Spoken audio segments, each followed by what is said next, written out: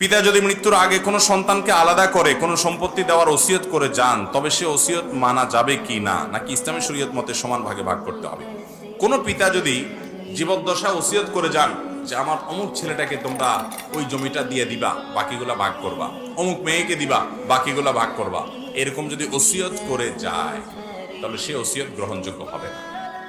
কারণ নবী আলাইহিস সালাম বলেছেন, লা ওয়াসিয়াতা লিওয়ারিস, কোন ওয়ারিসের জন্য কোন ওসিয়ত করা যাবে যার জন্য নির্দিষ্ট হিস্সা কোরআনে ঠিক করে দেওয়া আছে।